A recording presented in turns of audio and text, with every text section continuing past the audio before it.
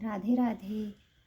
सभी भक्तों को राधे राधे। आज से हम श्रीमद् भगवत गीता यथारूप पढ़ रहे हैं। तो आज से हम शुरू कर रहे हैं श्रीमद् भगवत गीता यथारूप।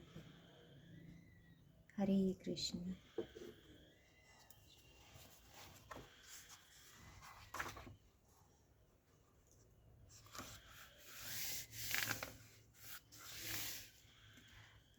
श्रीमद् भगवत गीता की जो हम शुरुआत कर रहे हैं पढ़ने की, तो पृष्ठभूमि से पढ़ रहे हैं। यद्यपि भगवत गीता का व्यापक कान्हा जी आप सुनो। यद्यपि भगवत गीता का व्यापक प्रकाशन और पठन होता रहा है, किंतु मूलतः यह संस्कृत महाकाव्य महाभारत की एक घटना रूप में प्राप्त है। महाभारत में वर्तमान कलयुग तक की घटनाओं का विवरण मिलता है। इसी युग के प्रारंभ में आज से लगभग 5000 वर्ष पूर्व भगवान श्री कृष्ण ने अपने मित्र तथा भक्त अर्जुन को भगवत गीता सुनाई थी। उनकी यह वार्ता, जो मानव इतिहास की सबसे महान दार्शनिक तथा धार्मिक वार्ता है, उस महायुद्ध के शुभारंभ के पूर्व हुई, जो धृतराष्ट्र के 100 पुत्रों तथा उनके चचेरे भाई पांडवों के मध्य होने वाला था। धृतराष्ट्र तथा पांडु भाई भाई थे, जिनका जन्म कुरुवंश में हुआ था और जो राजा भरत के वंशज थे, जिनके नाम पर ही महाभारत नाम पड़ा। चूंकि बड़ा भाई धृतराष्ट्र जन्म से अंधा था, अतएव राज सिंहासन उसे न मिलकर उसके छोटे भाई पांडु को मिला। पांडु की मृत्यु बहुत ही कम आयु में हो गई, अतएव उसके 5 पुत्र युधिष्ठिर, भीम, अर्जुन, नकुल तथा सहदेव धृतराष्ट्र की देखरेख में रख दिए गए, क्योंकि उसे कुछ काल के लिए राजा बना दिया गया था। इस तरह धृतराष्ट्र तथा पांडु के पुत्र एक ही राजमहल में बड़े हुए। दोनों ही के गुरु द्रोण द्वारा सैन्य कला का प्रशिक्षण दिया गया और पूज्य भीष्म पितामह उन्हें सलाह देते रहते थे। इतने पर भी धृतराष्ट्र का सबसे बड़ा पुत्र दुर्योधन पांडवों से घृणा और ईर्ष्या करता था और अंधा तथा दुर्बल हृदय धृतराष्ट्र पांडु पुत्रों के बजाय अपने पुत्रों को राज्य का उत्तराधिकारी बनाना चाहता था। इस तरह धृतराष्ट्र के परामर्श से दुर्योधन ने पांडु के युवा पुत्रों को जान से मार डालने का षड्यंत्र रचा। 5 पांडव अपने चाचा विदुर तथा अपने ममेरे भाई कृष्ण के संरक्षण में रहने के कारण अपने प्राणों की रक्षा करते रहे।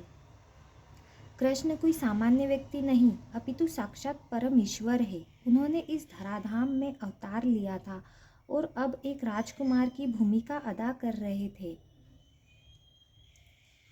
वे पांडु की पत्नी कुंती या प्रथा के भतीजे थे। इस तरह संबंधी के रूप में तथा धर्म के पालक होने के कारण वे पांडु पुत्रों का पक्ष लेते रहे और उनकी रक्षा करते रहे। किंतु अंततः चतुर दुर्योधन ने पांडवों को जुआ खेलने के लिए ललकारा। उस निर्णायक स्पर्धा में दुर्योधन तथा उसके भाइयों ने पांडवों की सती पत्नी द्रौपदी पर अधिकार प्राप्त कर लिया और फिर उसे राजाओं तथा राजकुमारों की सभा के मध्य निर्वस्त्र करने का प्रयास किया। कृष्ण के दैवी हस्तक्षेप से उसकी रक्षा हो सकी, किंतु जुए में हार जाने के कारण पांडवों को अपने राज्य से हाथ धोना पड़ा और 13 वर्ष तक वनवास के लिए जाना पड़ा। वनवास से लौटकर पांडवों ने दुर्योधन से अपना राज्य मांगा, किंतु उसने देने से इनकार कर दिया। 5 पांडवों ने अंत में अपना पूरा राज्य न मांगकर केवल 5 गांवों की मांग रखी, किंतु दुर्योधन सुई की नोक पर भी भूमि देने के लिए राजी नहीं हुआ।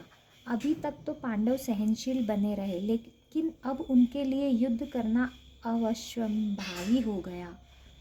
विश्व भर के राजकुमारों में से कुछ धृतराष्ट्र के पुत्रों के पक्ष में थे तो कुछ पांडवों के पक्ष में।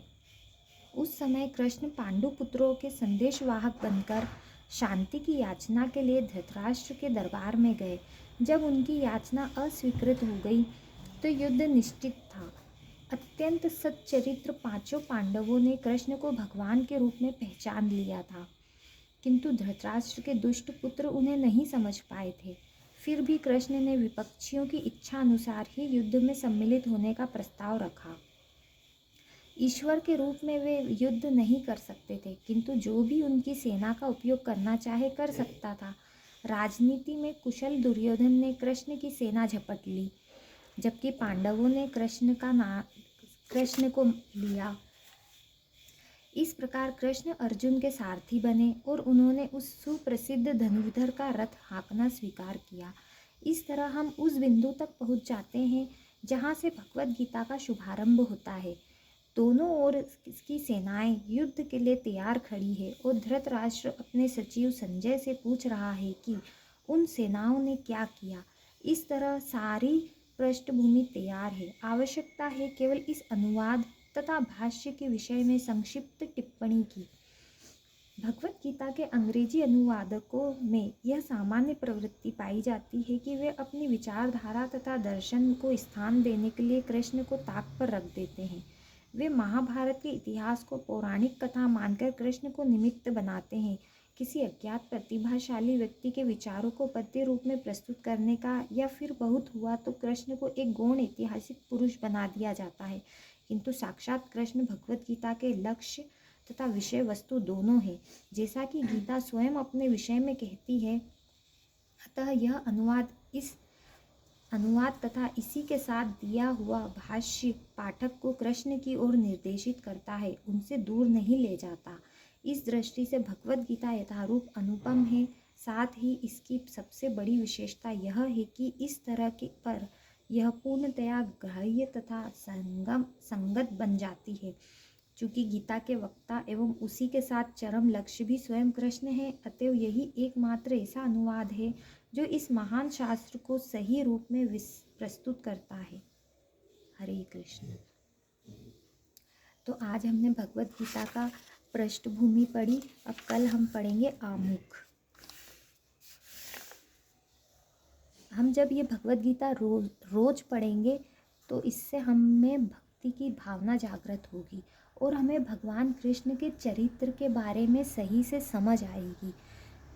अभी आप शुरुआत में आप ये जब सुनोगे तो 2-4 अध्याय तक मतलब काफ़ी समय लग जाएगा, उसमें तो 1-2 महीने भी लग सकते हैं, क्योंकि मैं थोड़ा थोड़ा ही पढ़ पाऊँगी, ज़्यादा नहीं पढ़ पाऊँगी, तो आपको इतना समझ नहीं आएगा। लेकिन जब आप 2-4 अध्याय सुन लोगे उसके बाद में आपको श्री कृष्ण के चरित्र के बारे में समझ आएगी कि उनके प्रति हमारी भक्ति ही हमारे जीवन का लक्ष्य है। हमें परमपिता परमेश्वर के पास जाना है और हमें उनकी भक्ति करके ही हम वहाँ पहुँच पाएंगे। इसलिए आज के लिए राधे राधे। आगे का हम कल पढ़ेंगे। राधे राधे।